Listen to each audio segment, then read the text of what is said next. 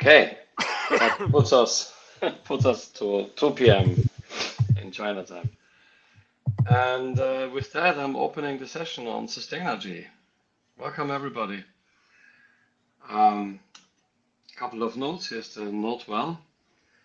As a participant in or attendee to any IETF activity, yada, yada, yada, you acknowledge that, we live with the privacy conditions that are laid out on this site.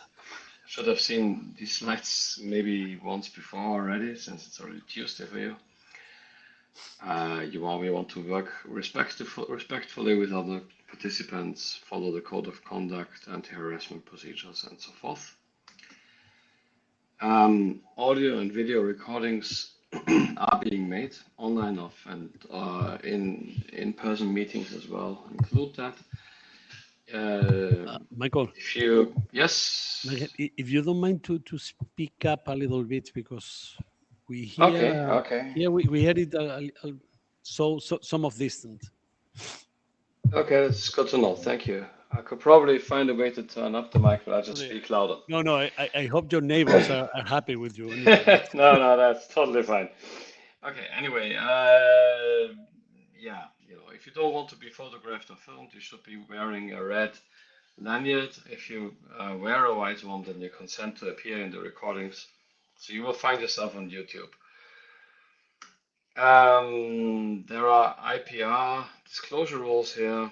If you're aware that any contribution is covered by a patent or patent application, then you have to disclose the fact or not participate in the discussion.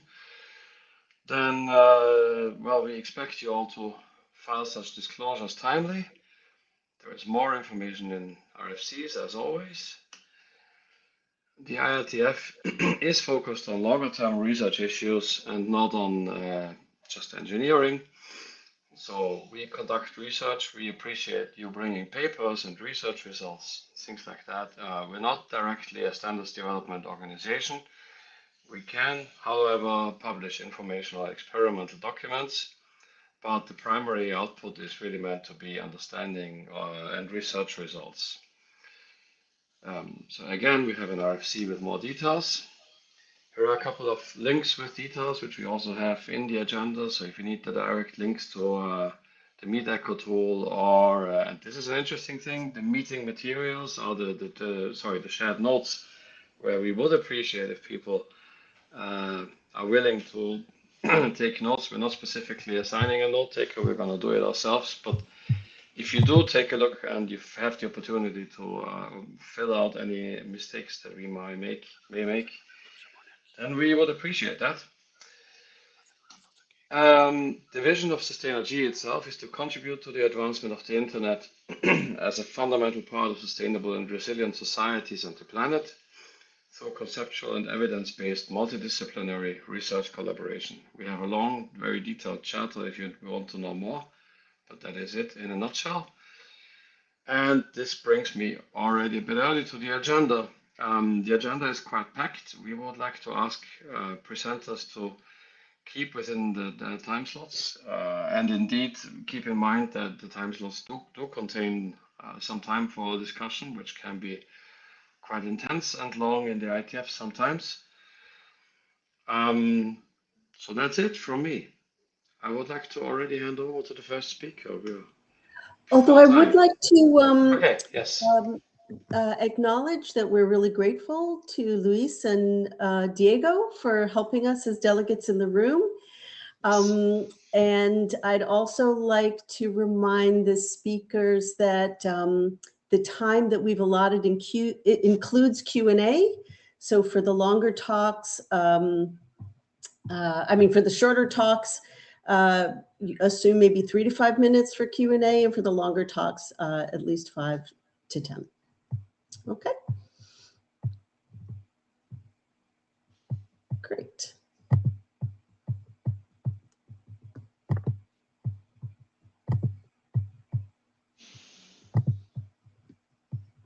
We are ready for the first talk. And I think that is for Wen to present in the room. Oh, go here. Okay, please. See if I can I'm sharing your slides. Are you keeping the control, Michael, or I better can locally give the here? control to the. I We- give we the come back to control the- to the clicker. No, No, the clicker. Okay. So you can use it. Can I just try really quick? Try. Yep. No. Looks like Maybe you point this way. It's not really. Michael. It looks like it's not working. Try if you can move it from your. Yeah, then I have to take the control again. Do that. Yeah, I can. So well, we will ask the when we will have been asking you. Yes. Yeah. Speak on the mic. That's the only. Good afternoon. I'm Wen Tai from the University of. 1 second. Sounds like it does not. Can you check if there is a green light there? The level of this mic seems pretty low. Golpea. Yes. Oh, Thank you. now it's better. Okay. It is on. Okay. Lo vimos otra apagado también. So once again, I'm Wen Tai from the University of Oslo, and I'm with my supervisor Michael Welzo, Shafiqul Islam, and Christian Chico. Today, we're here to present a more finer grain carbon intensity map. Next. Yes. So from the green networking perspective, electricity maps is one of the most commonly used commercial source for hourly, for real-time carbon intensity. But there are drawbacks specifically from this interactive database. Energy breakdowns are only available at zonal or national levels, and those zones are particularly large for our local users. Secondly, when electricity maps use flow tracing to calculate cross-border energy exchange, it assumes proportional sharing within the entire region or the entire zone, which may or may not reflect the real case in practice. Next. Next. Now, So, well, we have found that this apparently was in off Okay. state. So probably, Michael, can you change again to get control here? Try. Done. change it. Done.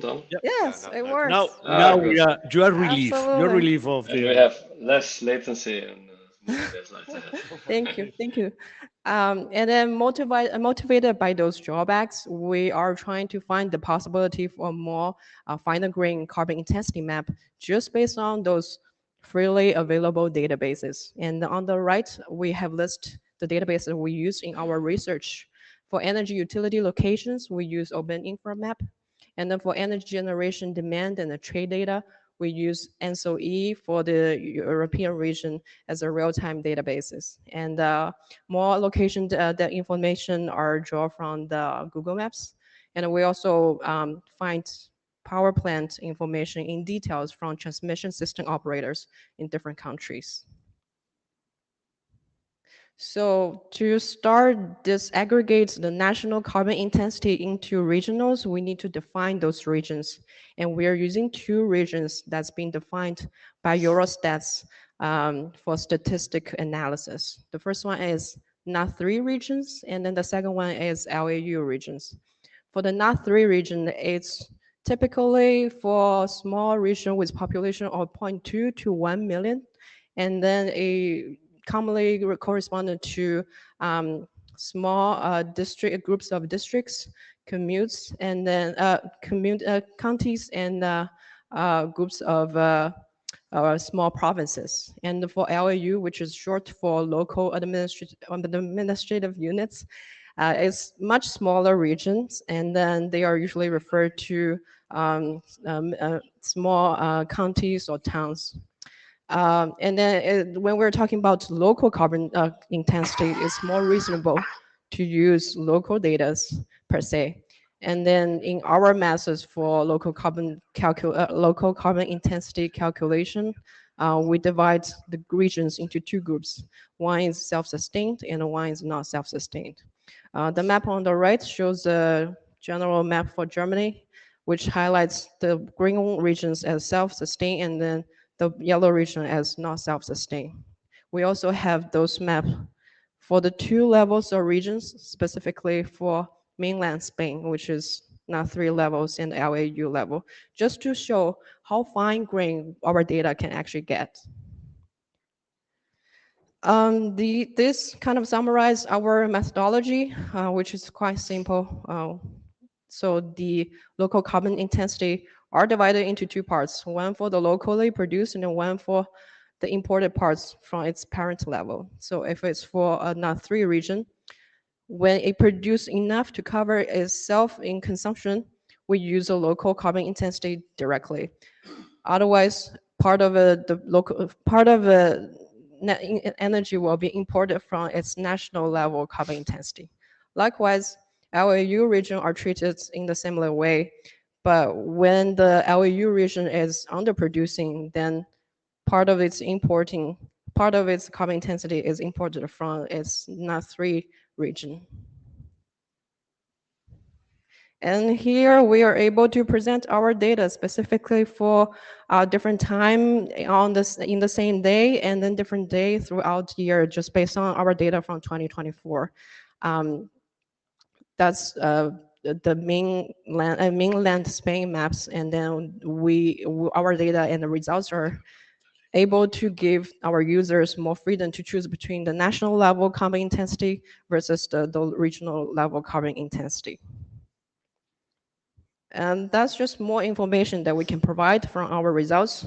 If we bring all 3 levels of carbon intensity together from electricity maps as the national level one, the NUTS3 level ones, and then the LAU level ones, they all behave kind of differently. So we can observe on the diagram on the right, even within the same NUTS3 level and the LAU levels, local production, specifically from the more greener power plants, will behave differently for each hour versus the apparent NUTS3 level carbon intensity. So yes, during the daytime, the solar panel in Cadiz municipality will contribute more to the greener carbon intensity versus its provinces.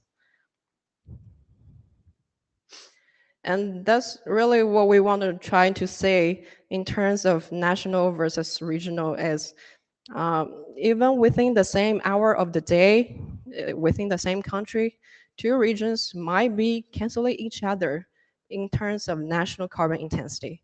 So for example, when we are planning for a carbon aware routing path, a path to a greener country may or may not give you a lower carbon emission numbers as a result. So that's more or less worth considering when we are planning for the routes and the trees. And then based on our findings and research, there are several problems that we can help in solving, specifically for carbon aware routing, both for the intra and the inter-domain. And then we provide more greener energy options for domestic load shifting, specifically avoiding international legal or tax issues. We also help defining the actual greenness for CDN nodes and the data centers if people are more interested in regional numbers. But we do acknowledge some limitation based on our research. We have excluded electricity price and the power efficiency, which are 2 big factors in terms of green networking. And then if we want to expand our regional real-time carbon intensity map beyond the European region, we will definitely need more data in a real-time fashion. Also, the market is excluded in our research yet, but that's a big part of a factor that will contribute to the networking and the commercial concerns for carbon aware routing as well.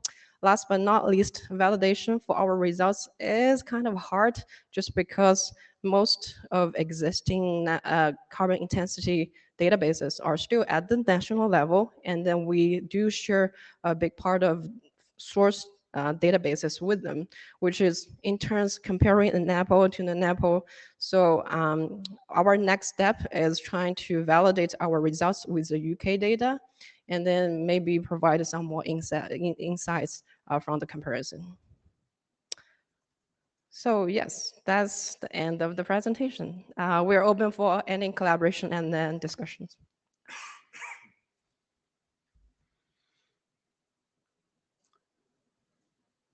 So, I have a question. So these regional maps are basically focused on the production of the energy, not in the consumption, right? Because probably could be unbalanced. It's a combination of both local production and the consumption taken per each hour.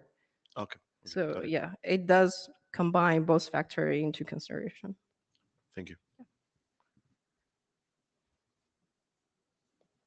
And then also it's our results are in the paper that's under submitted, but we do have a link for our data and the results in GitHub repository. If anyone is interested, we can share afterward.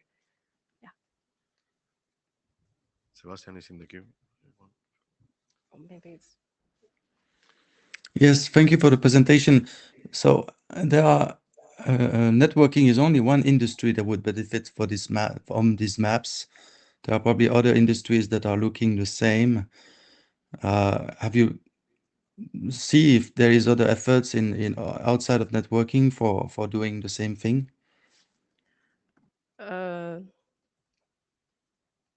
if it's in terms of networking, yes, maybe it's more towards carbon aware routing or maybe load shifting between different sites. But if corporations per se, let's say, are finding more energy efficiency and more green location for their infrastructures, maybe that's another possibility. But we are still, it's a very fundamental finding, and then we're looking for potentials out of it.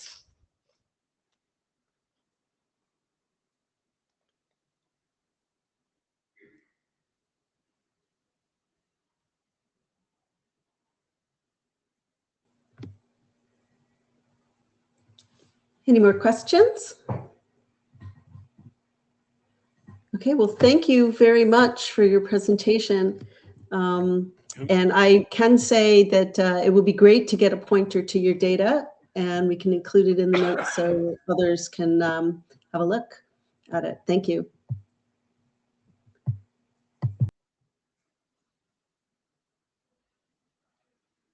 Sebastian, you can take the floor and request slide presentation.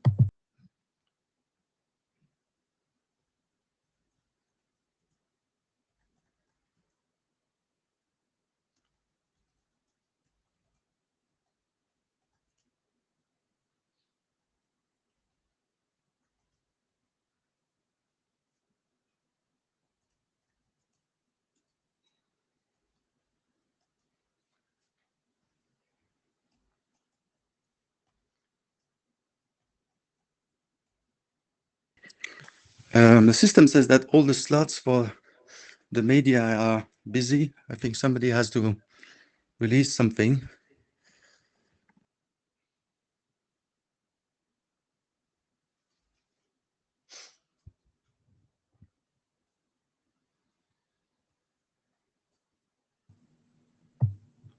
I'm not exactly sure who had control last. should we? It's Sebastian. Sebastian is the one who has the control. We had I mean, I You have to go on the I screen. shared, No, but I this. did share the slides, but I cannot. Ah, there No, you no. go. Okay. Now you should be able to share the slides. Yeah, I granted permission. Great.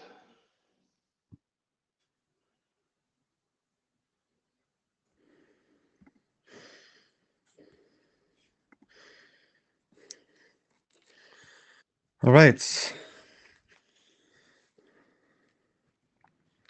We're all good. You can see my screen, right? Yeah, Yes. we see the screen, we hear you well. All right, thank you. So thank you for having me this morning. I have only 15 minutes to tell you about two papers we wrote recently. One is with Michael, who is here. So a quick stage setting. We all know these numbers about end users, data centers, telecommunication network, So we have this pretty big share, about half of the impact according to this study. There are others. Well, this is actually a survey that the cloud is accounting for about half of the damages. So the cloud is like the thing we don't really see that is in the cloud.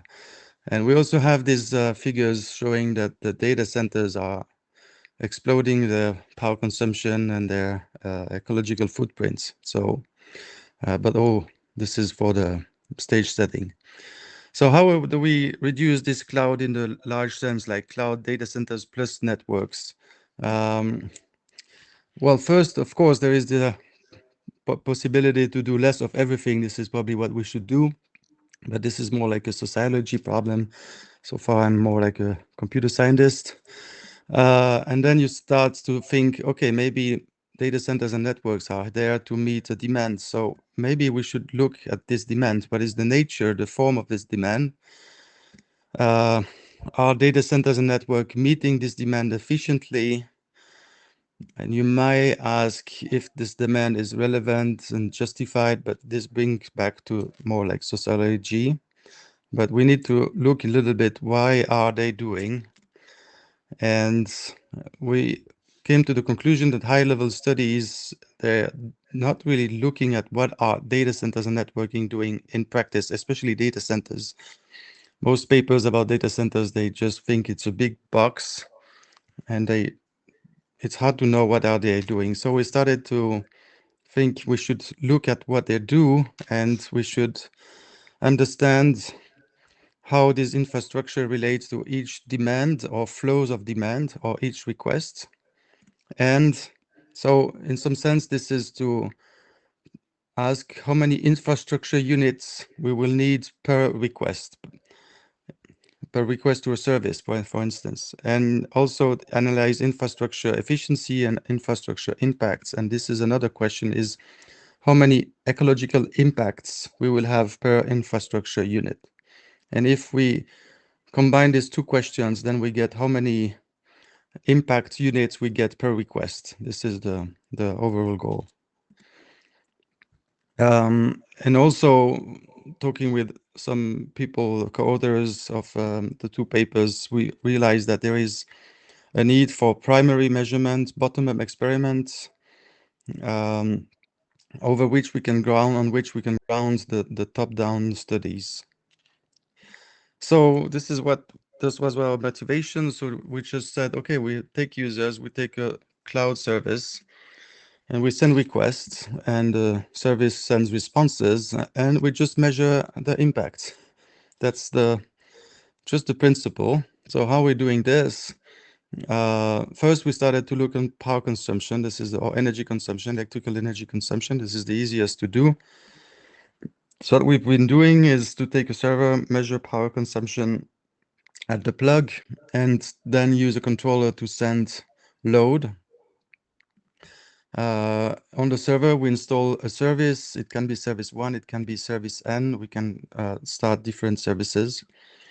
And this is essentially what we've done in this first paper, traffic, like test bed for assessing energy efficiency in throughput computing.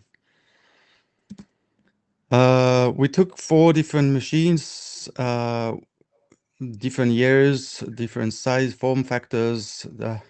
Even took a Raspberry Pi, different CPU architectures. And here I'm just referring to one. So this was the most recent machine. It has a big GPU that wasn't used in this study. And what we see is that, well, starting analyzing how the power consumption depends on the load we send to different services, we got this measurement. And this is already very interesting. We see that depending on what we do on the server, the power consumption is very different. And also notice that, well, actually, basically, we put a straight, like a dotted line, vertical, that shows that this is the maximum load. We actually calibrated the count service so that it reaches maximum load at the same time that the AI service. So the maximum load is when requests start to not be being served. And what is interesting here, you see, is that the AI service power consumption is saturating. So there is actually more work being done, but the power consumption is nearly the same, from 600 requests per second to 800. We have the idle power here, and now we can, when we do this with all these different machines, we can put them all on a chart like this, which shows which compares the energy efficiency per request. Obviously, the more you use the machine, the better the energy per request. What is interesting here is that obviously the biggest machine gets the lowest energy per request. But if you don't have 800 requests per second, but rather 200, so if you don't have a big load to serve, then the biggest machine is not the most efficient one. Then the Dell machine in this case would be better at 200 requests per second. And if you only have sporadic requests, like 2 requests per second, then the Pi is actually much more energy efficient. It was also interesting for us to show that like the AI service is actually a BERT. So it was a machine learning model that we can load on the Raspberry Pi. And just knowing that it's actually one inference with this model is about a joule, we found it interesting because sometimes it's very hard to put an energy figure or order of magnitude on such a request. So in our experiment, it was about a joule to make an inference with a small language model. When you start comparing power consumption and CPU usage, so you can each data point here is one machine for a little time. What we see is that there is no CPU usage, actually not a good proxy for power consumption. If it would, the data points would be nicely aligned along the red line. And what you see instead, it shows a big difference between the service being used. Apparently, the inference service is actually probably doing more work with the RAM, is asking more job from other component than the CPU. And you can see pretty big deviations. So for instance, in here, the prediction, if you use the red line as a predictor, would say 400 watts. So the prediction here is just you go from the idle power of 240 to the max power of 500. So the prediction would predict 400 watts, and what we measure here is rather 320. So we got a 25% deviation. So this was the first proposition, is to measure equipment when facing a modulable load, and actually measure equipment when providing a service at a given load.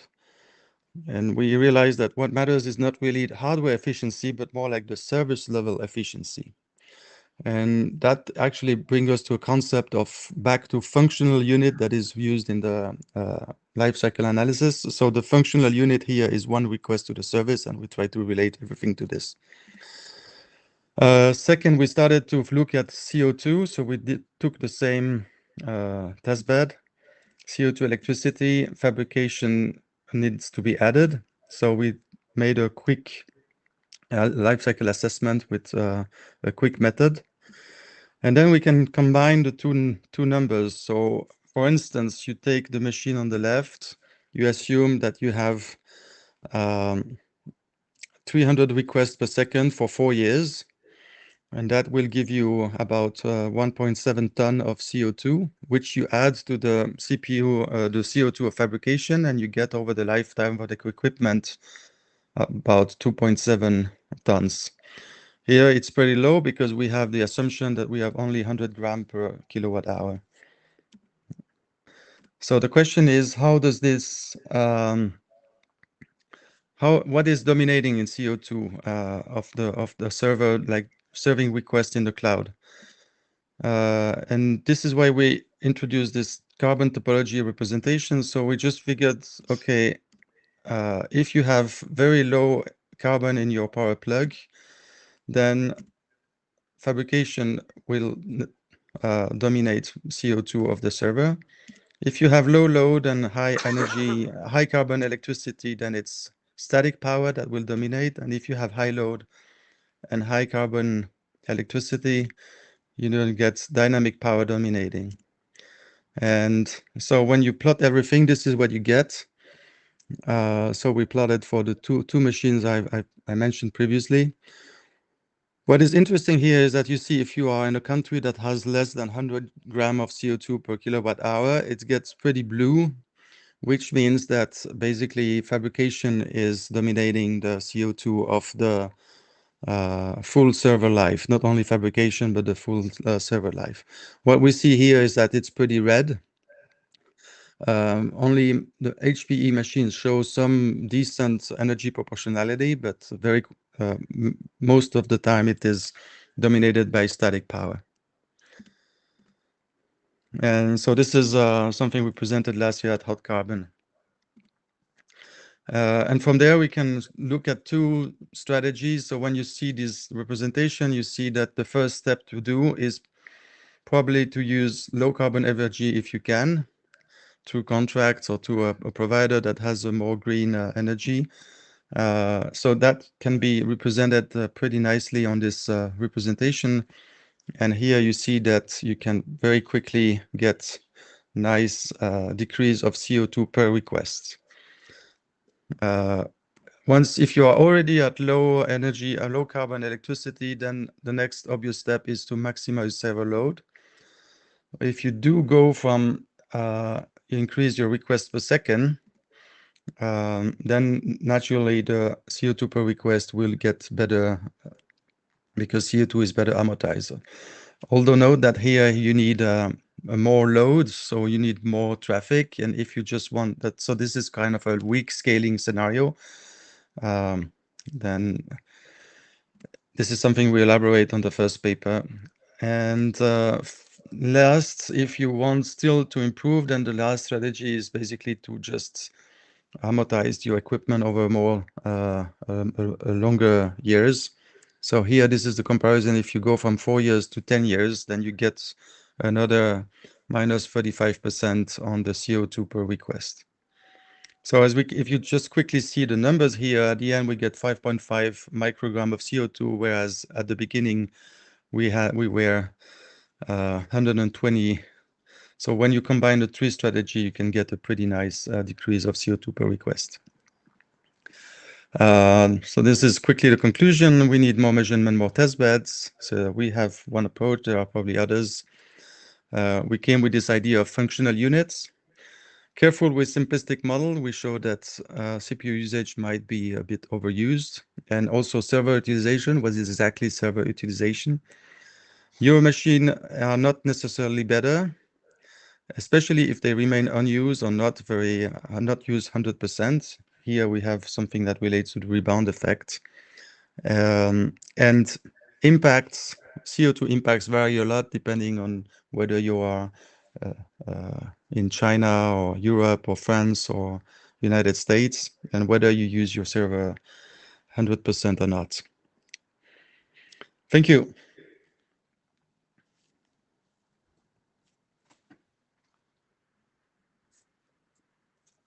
Okay, so we have anyone in the queue now?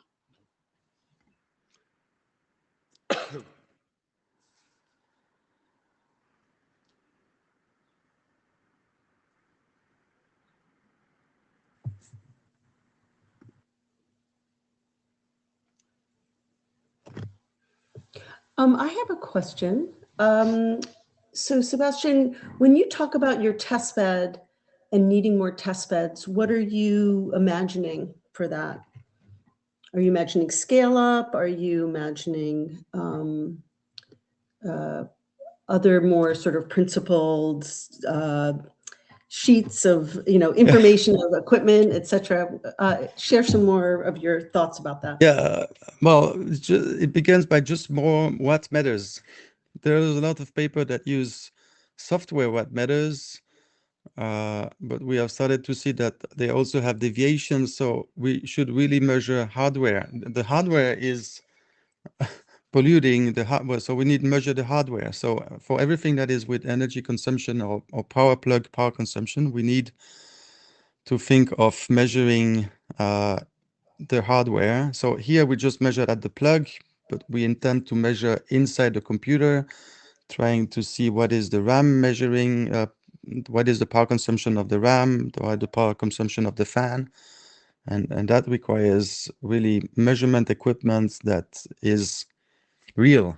So it's nothing than this, like a test bed that can measure things in the wild. And also test beds, potentially this is more like methodological, but that can run a lot of measurement and repeated them and try different parameters and basically collect as much experimental data as we can. Thanks. Is there anything else that you might want to share from your backup slides? We're a little bit ahead of schedule.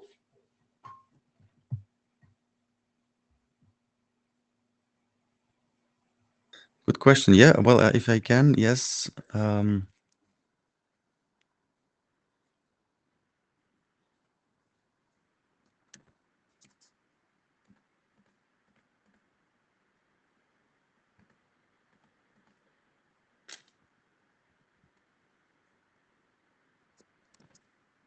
But I requested the share screen again, so I never get these requests. I think it's maybe Eve getting them.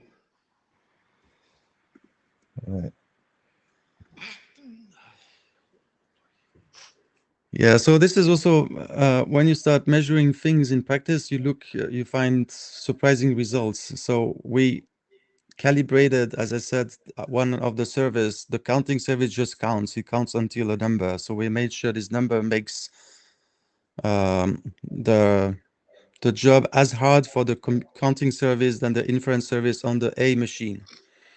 And you see that for it creates different scenarios on other machines. Intel machines are actually much better at dealing with inference than counting. But the Pi is the opposite. So there is actually a lot of things for computer architects in the traffic paper that shows how different architectures react to load. And that also shows that one size fits all models for measuring energy efficiency of computers is risky because there is a lot of diversity in the environment, and really these machines react different ways. So I thought this is probably worth mentioning. Well, that's it. I think I don't want to take the floor more than. But if there are any more questions.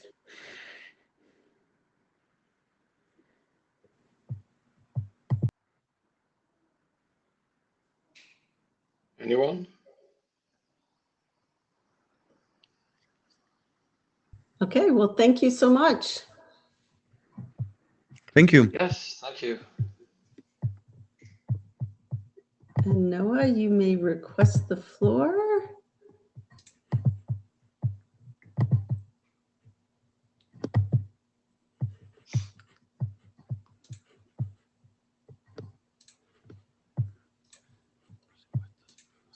Okay, so hopefully you can see my slides and hear me. If you can please confirm. Yes. Yes. Excellent. So allow me to start. Hello, everyone. My name is Noah Zilberman. I'm from the University of Oxford, and this is joint work with my student, Alexander Jackson, and I'm going to talk about the small world web of AI. And the idea is that we are rethinking the web in today's world because we are all using generative AI for various reasons, whether it's just to summarize meetings or to improve the writing quality of our papers or just for coding. But we didn't change the way the web works. I mean, a lot of people are working on content generation. But what we are trying to focus on is the operational foundations of the web. And the idea is simple. Instead of sending content, sending prompts and generating prompts into content on end user browsers. So let's take as an example planning a vacation, and you go on a travel blog and want to plan a hike. The server stores prompts that describe the content. So, for example, if there are stock images, you can turn them into prompts. If there is a description of the hiking route, you can turn that bullet points. And if there's content that is unique, it can be saved in its original form.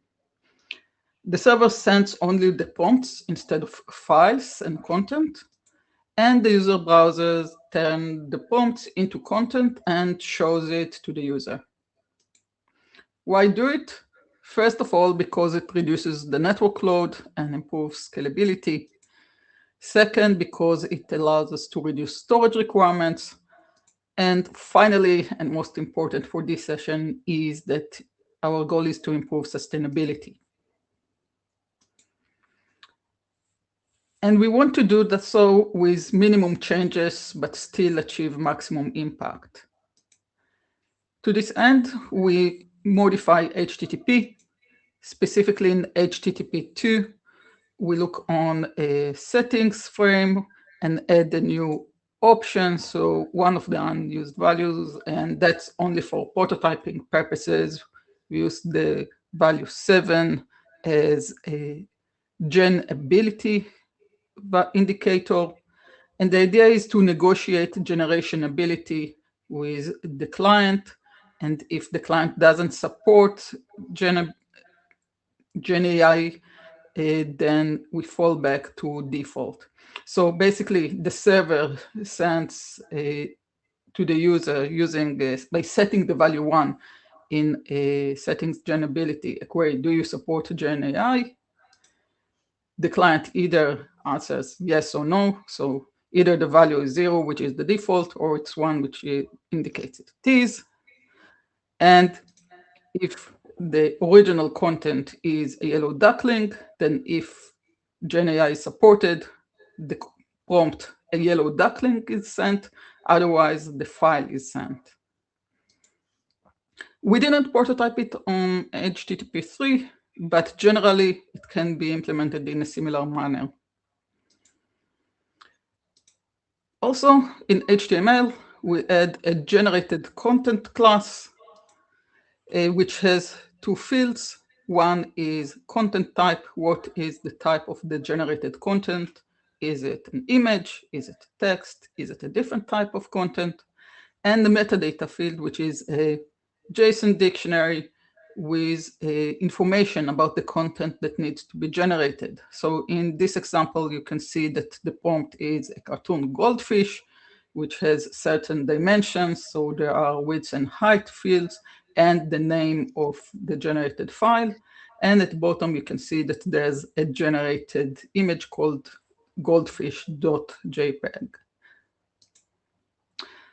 And web browsing generates today about 2 to 3 exabytes a month, so it's still important, but video streaming is a major percentage of internet traffic. But video streaming protocols run on top of HTTP, so HLS or MPEG-, meaning that using a similar settings negotiation, we can do video upscaling. Now, GPUs today already support video upscaling, but this is not visible to the content provider. So the content provider doesn't know whether the end user can use video upscaling. But video upscaling can allow us to increase frame rate, so we can send the video at a 30 frames per second, and it will be upscaled to 60 frames per second, meaning saving twice the bandwidth. And full HD can be upscaled to 4K, and again, we get a saving of 130%. We evaluated this approach. We implemented the simple generative server and client with HTTP 2 support and evaluated machine learning performance, CLI, PLO, generation time. The details are in our paper. But important to this discussion, we evaluated compression ratio, For large images, the saving is 306-fold. For text, short paragraph, 250 words, it's 1.93x. So these will pose significant storage savings for CDNs. And if a client doesn't support generation, well, one option to still benefit from the compression savings is to generate the content on the server and transmit the generated content. So if the server asks the client, do you support Gen AI? And the client replies with a no, then we save in the disk only the prompt, a yellow duckling, generate the file on the server and send it to the client. But what are the implications of the small world web? Because there might be limitations and potential harms, and I still didn't discuss sustainability.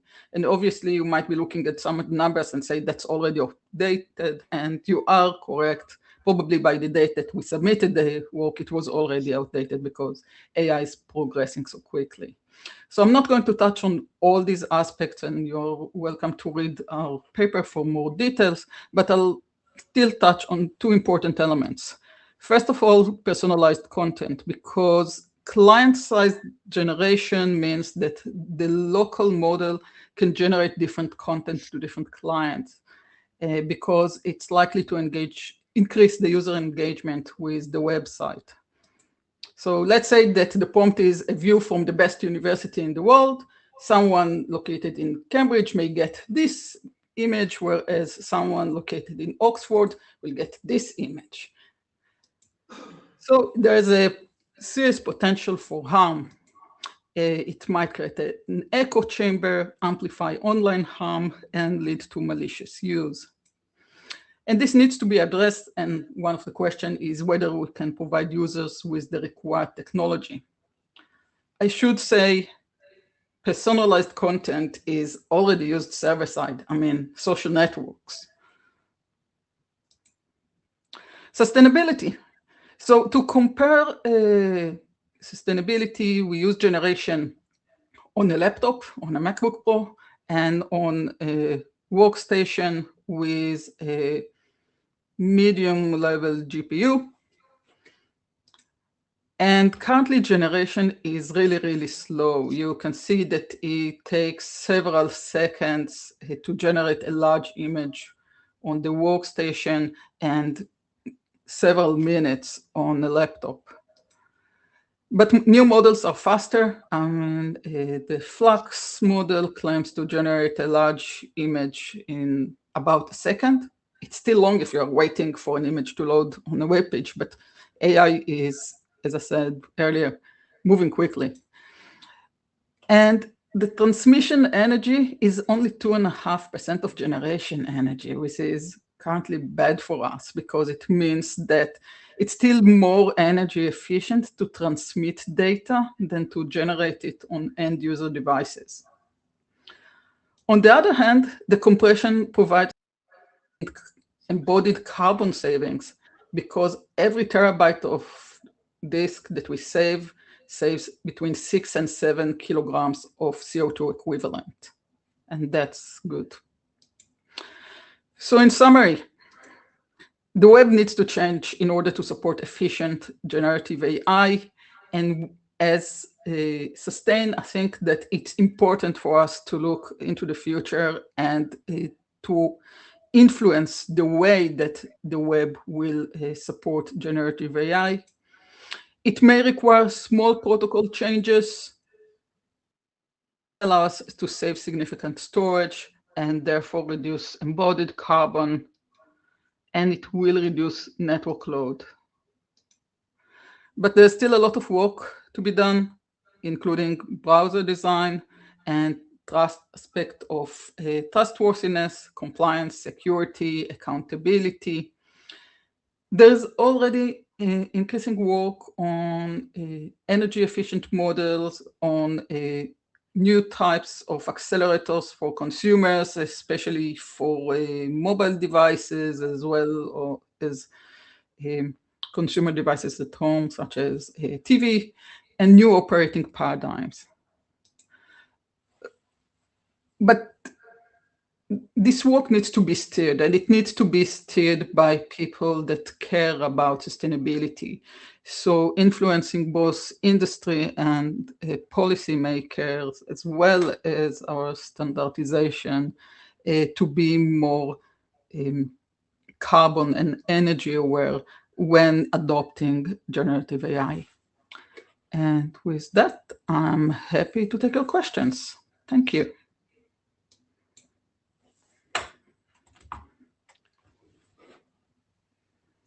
Thank you very much, Noah. Yeah, questions? Anybody? We have Jen. We have, yeah. Yeah. Sorry, I'll leave it to you, David.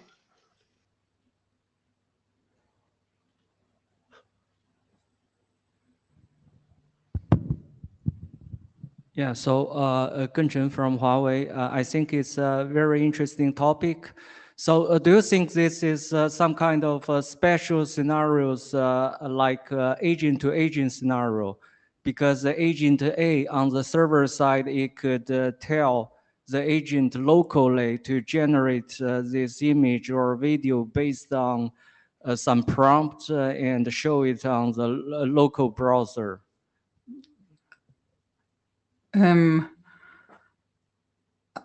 The model that you describe is possible. I'm not sure that this is what we meant. I mean, we were just thinking on web servers, if that helps. Okay, thank you. Okay.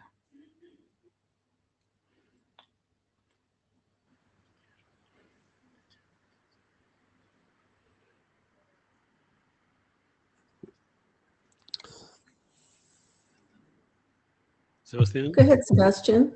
Yeah, thank you, Noah. It is interesting what you said about storage. That's on the storage side, it saves carbon. And this makes me realize that, you know, in computer science, we need basically three things. We need compute, we need storage, and we need transmission. And each one of the three has different impacts. CO2 or carb or energy. And what you say here is basically you can trade CPU, well, you trade transmission for CPU, and you also trade hard disk for CPU. So you get more CPU/GPU, but basically you have more compute on the client to get less transmission and less storage.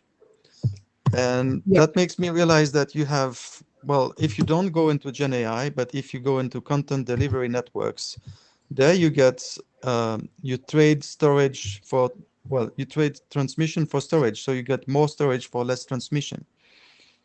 So I don't know if you thought of comparing this with other techniques like basically caching that have been trying to address this problem, and how maybe it can combine with caches. I do assume that caching is used for this content. I do assume that caching is probably from a cache that is located within an ISP or an IXP, depending, you know, on the country and the ISP.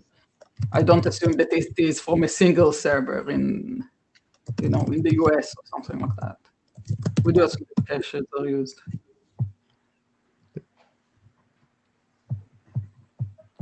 Yeah, thank you. Dirk? No, they're always there. They're always off there, you know. I know, this is Dirk. Sustainable, yes. Thanks for the interesting talk. So I'm thinking this might be, you know, a multi-dimensional optimization problem, right? So in the web currently we are trying to optimize everything for low latency, or many things, let's say.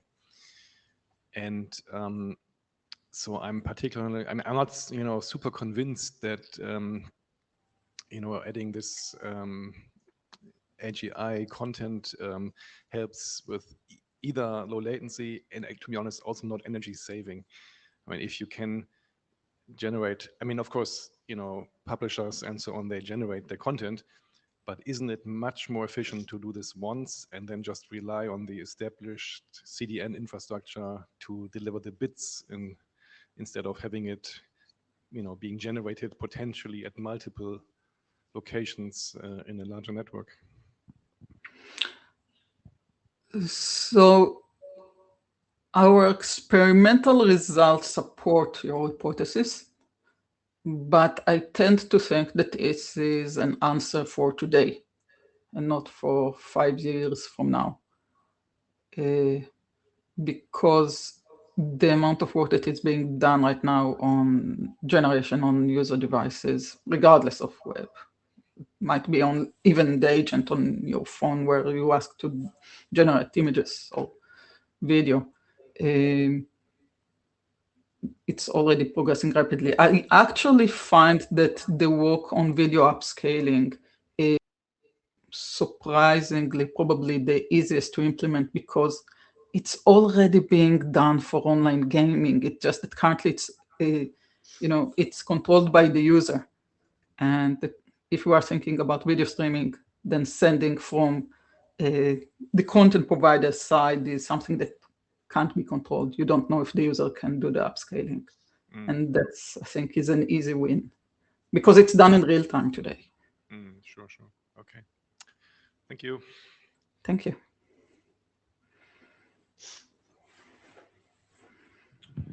Yaryak, yeah, this is a very interesting topic indeed. I'm also interested in this sort of multi-parameter optimization issue, and of course, there's also aspects of like if you have this capability, say upscaling, then maybe you are using it not to save bandwidth, but actually really upscale your resolution, for instance. So you can have all kinds of interesting effects there.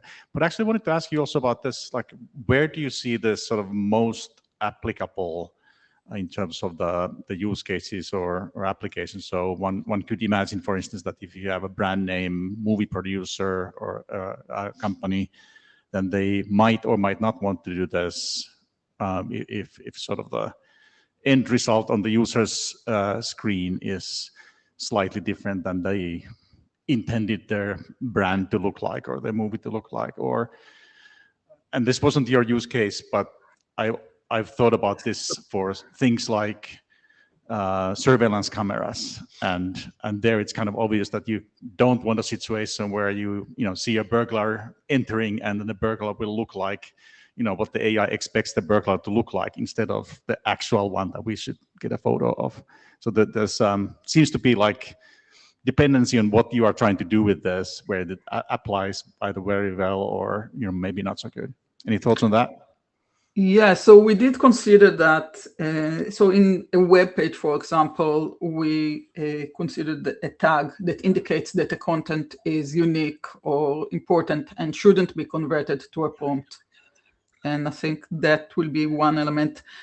Also, in the paper, we considered how to convert existing content into prompts because potentially we'd like to already convert, web content, whether automatically or not.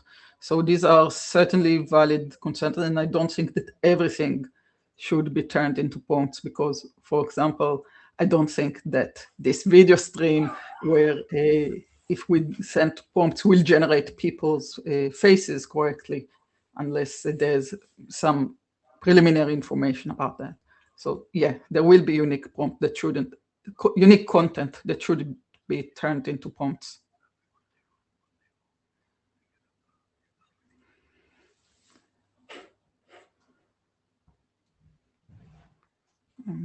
Sebastian, I think you're next. Yeah, thanks. That is the last, more like a philosophical comment, but I think like more like turning back to music. So let's say I want to hear like a Mendelssohn symphony. So I can either go to Boston and to get my favorite orchestra playing it, and then I get a very large transmission, or I can get any Mendelssohn symphony, and then I will probably get a CD and content cached. Or maybe I can ask Gen AI to like play it live for me. I guess the result will be pretty catastrophic, but I think it's a little bit the same here. We are into information theory and how we want trades like precision and exactly what we want against something that just has some music. This was more like a comment. Thanks you. Okay. Thanks. I just want to go back to my first slide, which is that I think that there is a huge amount of work on content generation, but not enough work about how we should need to support it through our standards. And that was the goal of this work, to look into standards and what needs to be changed in order to support content generation. Thank you. I have one last slide. I mean, one last question, which is just simply to ask if you have thought about talking to some of the folks who work on HTTP and what they think about all of this. Yes, but didn't get to that yet. Ah, okay. Good. Well, we look forward to hearing about how that goes. Okay. Thank you. Thanks so much. Great talk. Okay, our next talk up is Artur, who will be speaking about the Exigence project and in particular, its view on sustainability of ICT.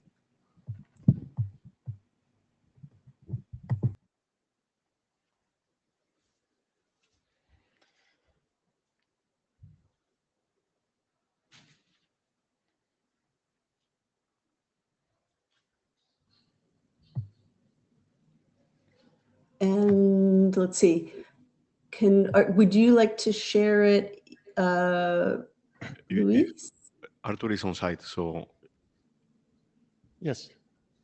If I'm here, if somebody could please. So you can open up the slides. Artur will have the clicker, so he can go through the presentation.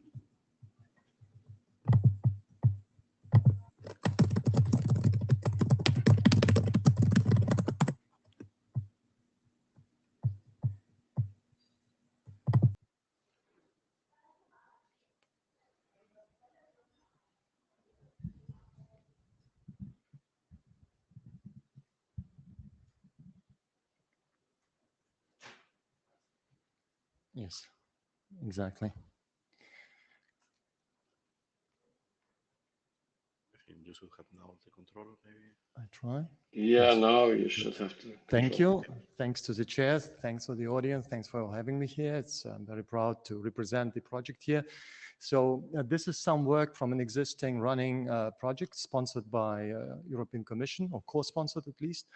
And there is also some sponsoring we received from this 16G organization, which is a non-for-profit organization where the purpose is, let's say, to establish one single 6G as opposed to kind of separate standards.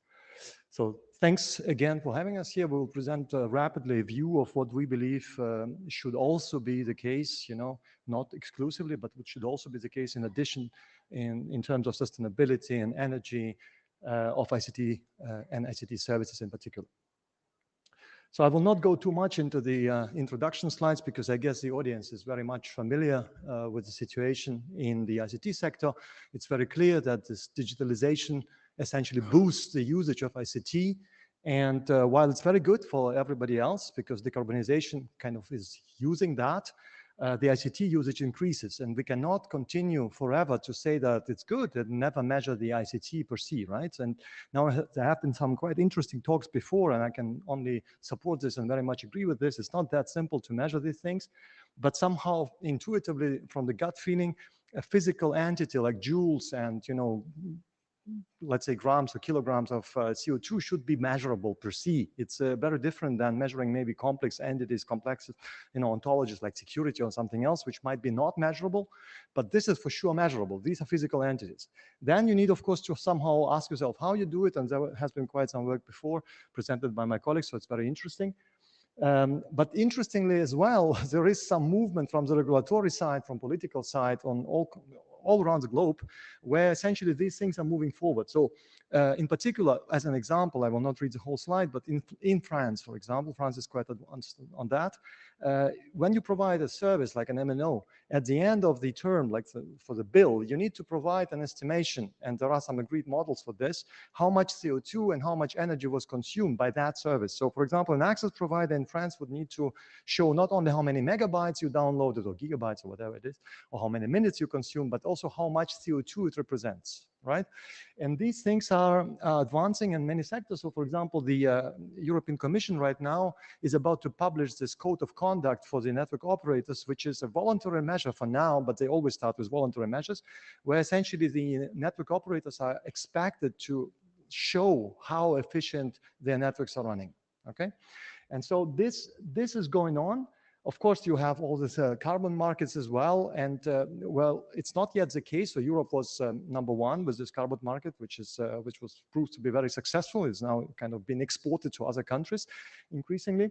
But what is not yet the case, the telecommunication sector per se is not yet on the carbon market. So there is a big difference. For example, if I have a car in Europe, I can go to the carbon market and reclaim, if I have an electric car, the non-use carbon allowance that I somehow supposedly get, right? So this is not the case yet for ICT services, but you know, if it advances, it might come. And we kind of go in this direction. I will explain what we mean by this. So we did, of course, some state of the art. I will skip this. I guess you know it. Most important thing is you have that. If you scan it, you will get this web page. We published all the state of the art as a so-called ICT Green Digest. So we specifically focus here on the normative and standard work. So not only IETF, but also 3GPP, because it's very important. The access networks are quite energy intensive, and also ETSI work, so ETSI work. So you can browse this standard then, and you can see what is there, what is being covered, and how it's actually managed, so if you're interested in this. Now, the point is what we actually address. Where are we a little bit different or maybe a little bit original? So as I said, the ICT share in the overall, let's say, carbon footprint is increasing. It's still, you know, quite low, maybe about 5%, depending on which estimation you take, DCs and network together. But it's certainly increasing. And so since the others are decreasing, the share will increase, you know, for two factors. First of all, because there is more ICTs, there are more energy intensive services such as AI, inference, and training, but also because there is more usage and because the others somehow are decreasing, right, through the decarbonization. So, but the ICT does not work in this kind of siloed fashion, right? It's all about services. We all know this. I mean, we're at the IETF meeting here, so it means that you usually do what? You connect to something and something provides you with services.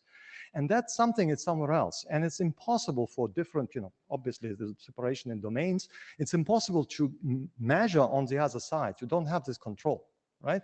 So, and this is exactly what we try to get to, because as a matter of fact, this is increasing. This is not only increasing, this is how we do it, right? Everything is cloud-based, everything is somehow using virtualization, or you call it disaggregation. So this is, for example, the case including in our own infrastructures. So for example, in 5G, there is a whole core network which is used today as a virtual thing and not anymore as devices that the operator would buy.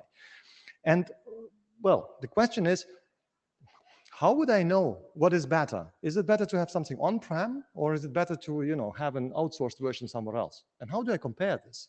And who gives me the data and through which means? And that's more or less what we try to address. So in a nutshell, I believe these things can be measured. As complex as they are to be measured, they can be measured. And there is actually a constant advance on this. So if you go back in time, like 14 years ago, probably people would insult me if I were to say, let's measure, you know, just one process in a PC and what's the energy consumption of just one task, right? But today it's actually possible. It comes with some complexities. I think Sebastian's talk was very nice about this, but nevertheless, you can do it. But then, you know, you have, for example, this is a screenshot from an iPhone, but Android does something quite similar. You can have an attribution of how much power was sold to your battery, how is it essentially used by all these different tasks that you're running locally. But now you have something like Google Maps there. And of course, this Google Maps is only the local part. Obviously, it cannot account for the transport, let alone for the, you know, all the other Google Map parts which are running in the cloud and all these drones which are collecting data on, you know, such that you get actually the current like traffic jam situation, things like this. So if we want to compare the greenness of ICT services, then we need to essentially to go to service level and abstract a little bit from the domain level. I'm not saying domain level becomes unimportant. I'm just saying it's not enough, because domain is domain, but ICT is usually all about services. So I kind of trick myself, or it's very easy to trick ourselves to saying outsourcing is always better because it somehow comes for free, right? Because I never see it. Okay. So, and we are saying in Exigence, okay, let's look at this ICT services. Let's try to kind of understand how much is actually consumed on that other side, which I cannot see directly through cooperation, obviously. And then maybe with this, I can go beyond energy efficiency, meaning that I will address directly the consumption, right? And not just efficiency. Efficiency is, okay, I'm always interested in the efficiency if I have some limited domain and I want to somehow push for more services with less energy or for the same budget, you know, more requests per second or something like this. So for this, to achieve that, we need to connect this measurements and optimizations and of course some economic incentives. Why? Well, because I will show later, but it's not always the case that, you know, it's necessarily the same goal for every involved stakeholder. That's why the economic incentives might come handy. So what did we imagine? Essentially, the difference is you have the standalone device here at the top of the figure where you can very simply, you have some realization of some function, right? There's RF. You can obviously measure this because it's somehow, you know, all in your hand, all under your control. The different situation is when you have essentially only the display function. Let's say if you take here as an example, some kind of video streaming service within your blue box, right? But then there is a transport function which is related to this and maybe some other function where you have some streaming server, maybe the generation or whatever it is. And this part, this green part, which is not in this blue box, you essentially don't see at all. And therefore, the comparisons are tricky. But this part is also responsible for quite something, and it depends, of course, now on the service, right? If you have services such as inference, it's actually responsible for the bigger part. If it's something like video streaming, depends on the resolutions and what you do exactly in the server. But it's, 30, 70, something like this. And then, of course, for some services, it will be mainly client side. So yeah, that needs to be then considered. But of course, as the service request is running, it goes, you know, whatever, through your network card, and can be wireless or wired, and then through the whole transport network up to the server. And we usually only look at the current local part because everything else we simply ignore. And then every domain that is involved in this overall service provision somehow does its own estimation, but you see there is no cooperation, and we are losing quite some ground for the capabilities of what, you know, for, let's say, the optimization could go way beyond what we are currently doing in a kind of per silo fashion. So in this example, maybe I mentioned this. So if you have this nice cat video, you would have some indication, you know, of the current. So it's quite small, but if you download the slides, you will see it. So how many grams per second this is currently consuming, for example, in CO2, if you have the CO2 information, or otherwise at least the joules, okay, that you are essentially spending, or kilowatt hours if you prefer, that you're spending on that particular video streaming. So what we use is a methodology that is using 3 pillars. So we have some measurements, we have some optimization, and we have some incentivization, and we try to combine them together in the project. So how does it work? So first, we obviously respect the constraints and the domain boundaries. So I cannot measure somewhere else what is not mine. I don't have the control, so I cannot measure. But somebody else can measure. And then he measures, and obviously the same applies to optimization. I cannot optimize something which is outside of my control boundary, right? But somebody else can. So hopefully he will. And then I'm trying to show how it will work together. The incentivization is working by saying, okay, maybe if you do that, you get that. I will explain it later. Okay, and these 3 pillars are to be brought together. Now, how do we assume this is working? So we assume some kind of SFC model, right? Some kind of service function chaining. It means that it's not necessarily one-to-one relationship, point-to-point, whatever you name it, but there is some kind of chain where, let's say, there are several domains involved in general. So it can be graphs. This is just, you know, you can apply this pattern as you like. It can be a whole graph. But then at the end, you have essentially some domain B. Let's say it's a service provider, and it provides us with some service as B, right? And it obviously, so you have a client on your side to kind of consume that service. And there is some consumption going on in this client that you can measure locally. That's okay. And then there is another part of the consumption, which is in this green domain of the provider B. And then since you cannot measure it, we assume the provider B will, and we supply essentially the quantity, so the energy consumed by the user A for the service as B, we send it along with the service. So how exactly it's sent, whether it's in-band, out-of-band, all these modalities are being investigated in the project.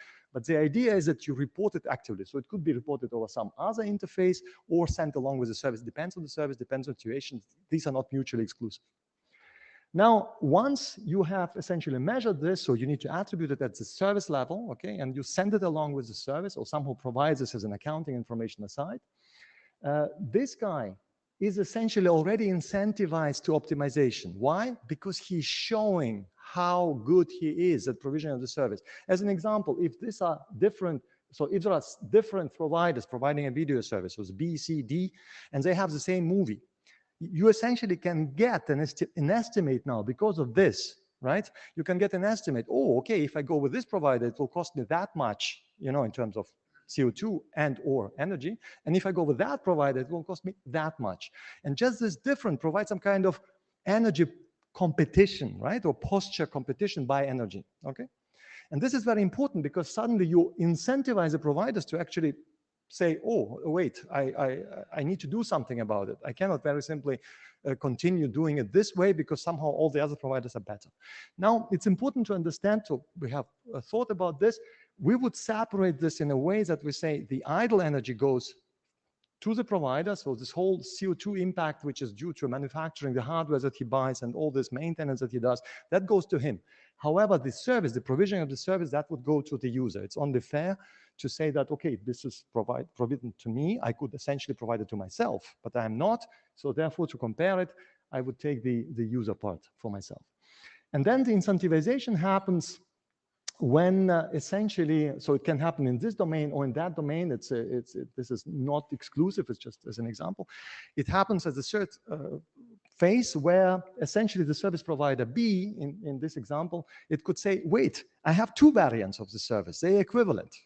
But this service, equivalent, right, is kind of better in energy than that other one. So maybe you switch to that other one. And that can come with some degradation of, let's say, quality of service, okay? And normally there is an SLA between these two.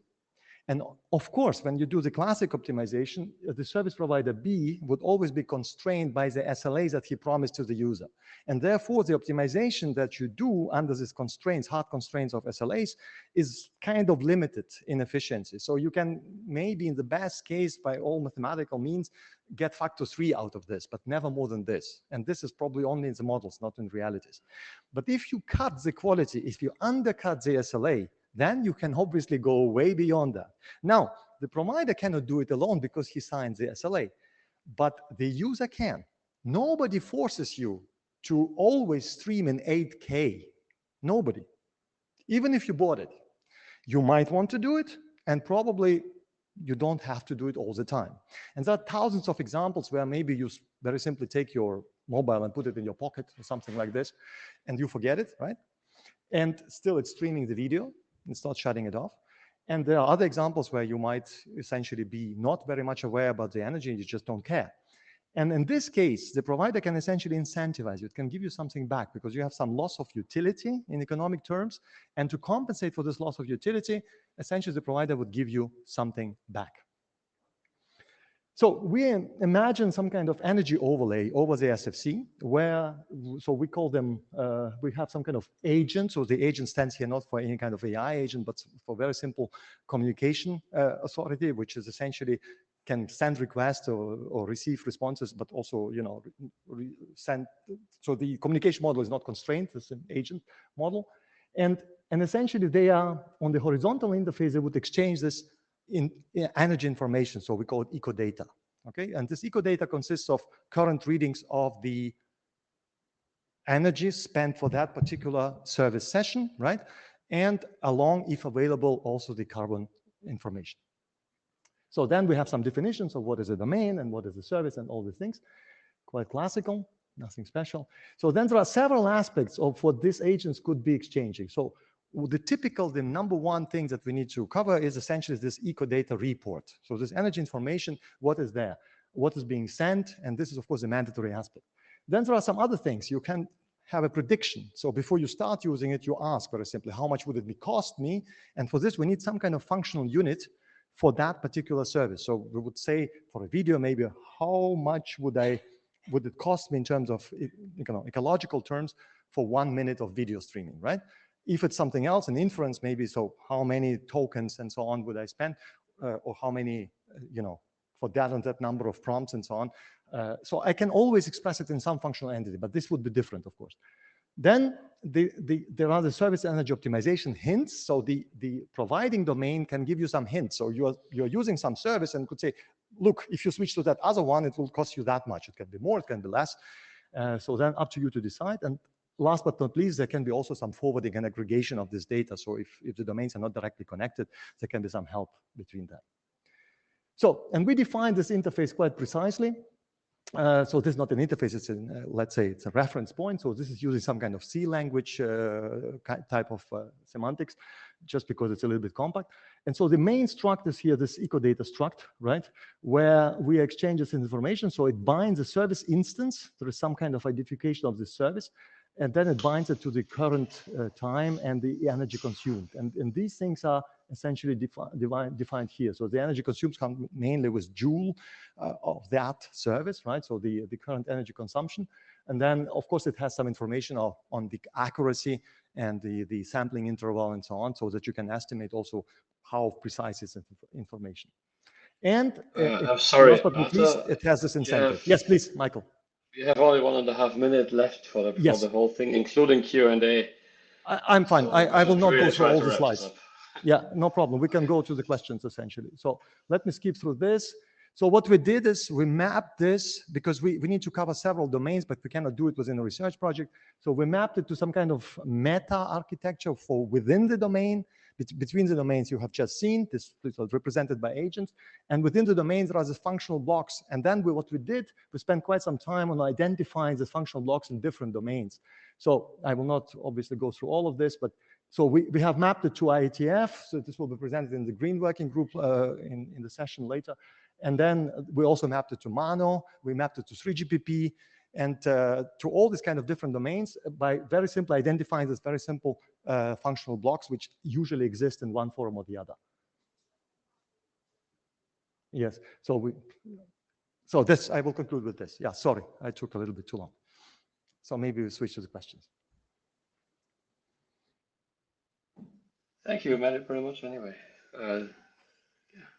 Yeah, okay. I think it's a quite extensive and deep research. It could be valuable. So my question is that just now you mentioned the service level measurement and optimization. All these technologies, is it working as a standalone work overlay, and then it interact with the underlay infrastructure without the necessity to modify the underlay infrastructure. So no modification to the existing protocol. Is that correct?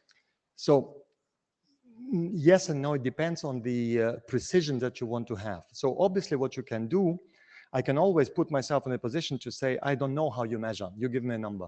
You can measure, for example, very simply volume-based. For example, 3GPP always measures the volume, so they can map the volume to some energy expression through some model.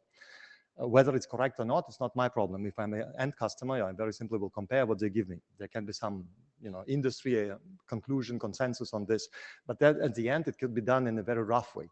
Obviously, it can also come with the real measurements. You can go and measure, what the base stations are spending, what the UPFs, the routers, and so on, what they're actually spending in terms of energy, for that particular flow. Mm-hmm. It's possible. The thing is, what we have shown in the project, it's in principle measurable. You can map the things, but yes, they tend to become very complex, and it depends very much on the service. For some of them, it's not that important to measure essentially the usage parts. For the others, it's super important. So then we need to establish this and to agree on that. And once we have this, it can be very simple to implement or very complex. It depends on the case. Okay, got it. So you also Okay, mentioned in the interest of time, to leave Luis a little bit of time for his talk, we are going to shift gears. But thank you very much, and let's continue the conversation on the mailing list. Thanks, that was super interesting. Luis, what is the most expedient way for your slides to get loaded? If you share, I will associate to the clicker and I can move the slides from here. So, but I am afraid that I'm not able to upload them. I can. Oh, and have okay. the button for it. And I think, Michael, can you upload them? It says all the slots of requested media are already taken. So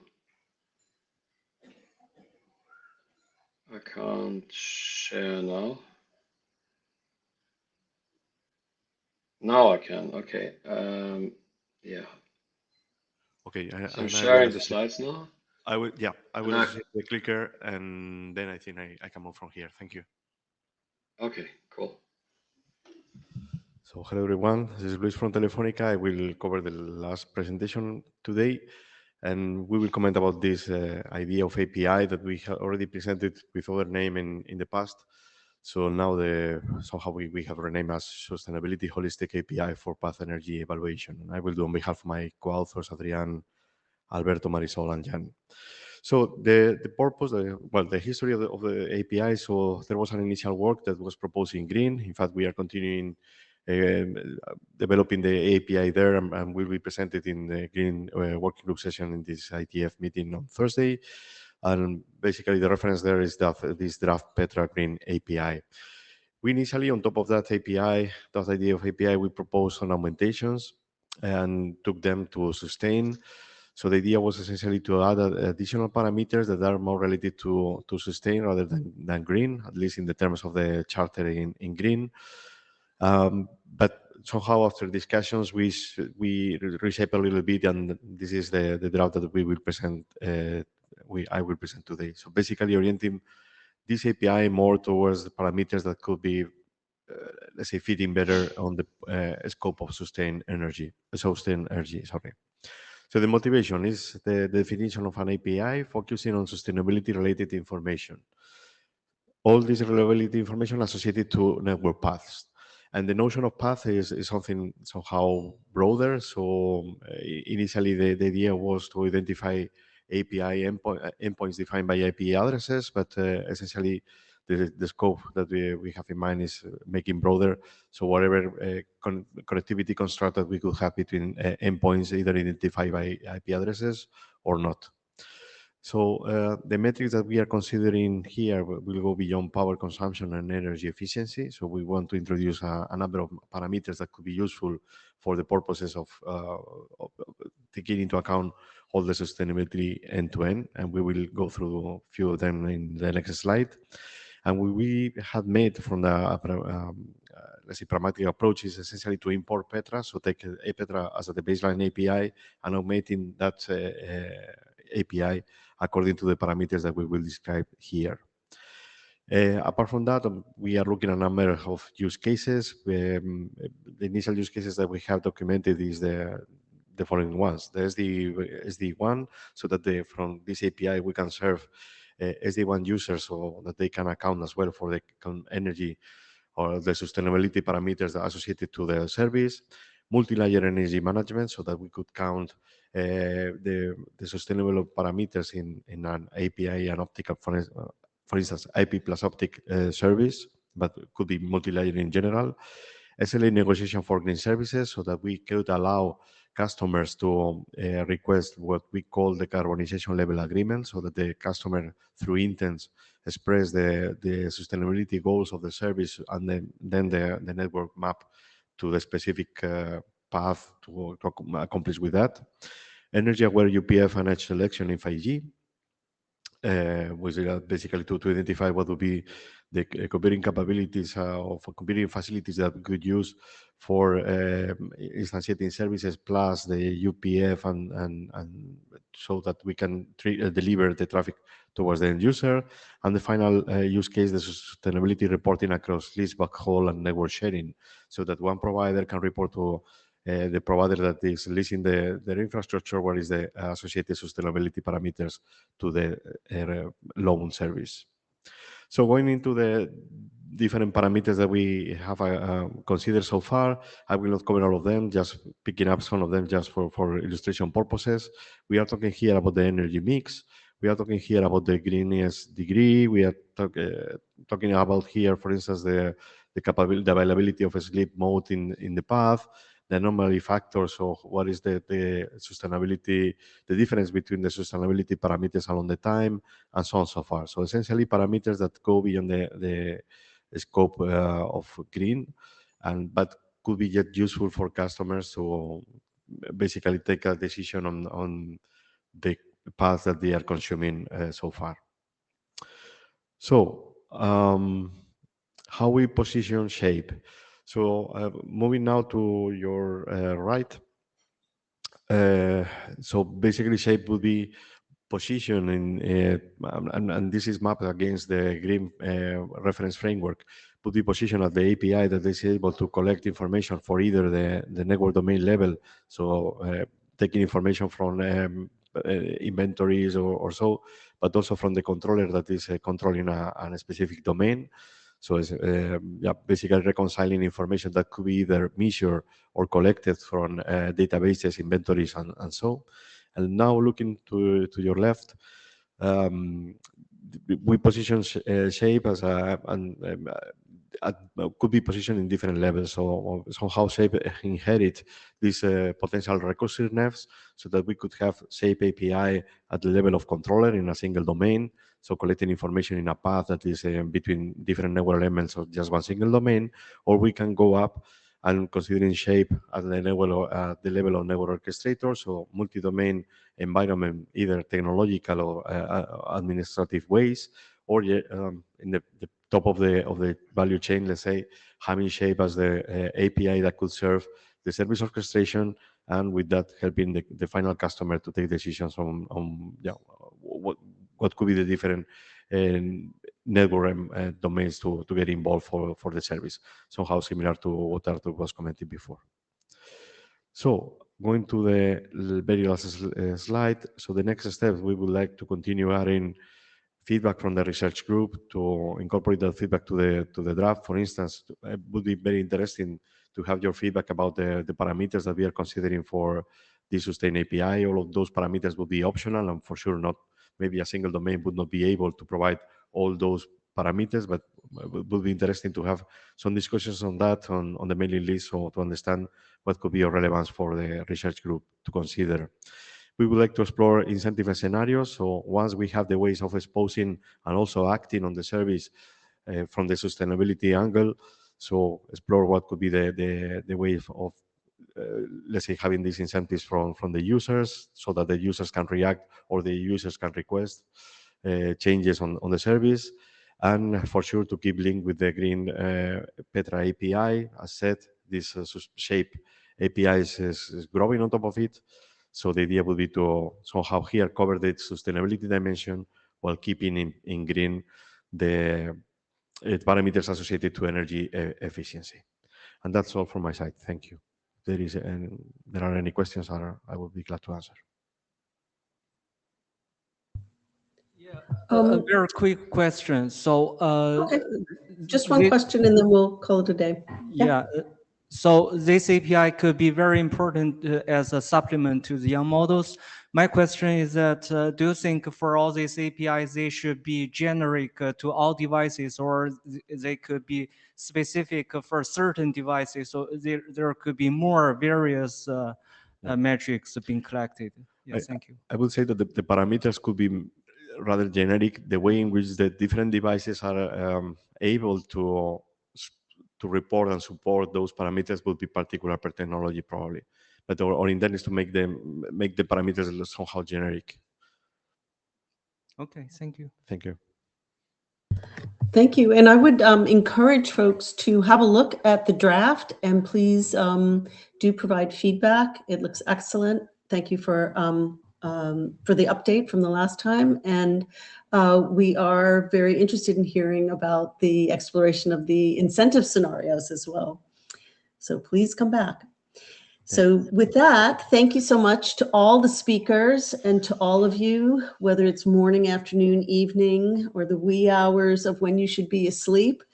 We appreciate your participation, and we do plan to meet in Vienna. So please join us there. We are also due for a review, our one-year review. So if you have some feedback for us, we would welcome it. And in fact, we will probably solicit a more official request for feedback on the mailing list. But in the meantime, thank you for joining us today. Thank you. Yeah, thanks from me as well, in particular to the on-site chairs. Thank you very much for helping. And Yeah, the and- note takers, a lot of people helping out. Thank you all. Yes, and Luis and Diego for being our champions in the room, and all of the pleasure. speakers. It was a pleasure. Thank you. Okay. Enjoy the coffee break. Goodbye, everyone. Thanks. Bye-bye. Bye-bye.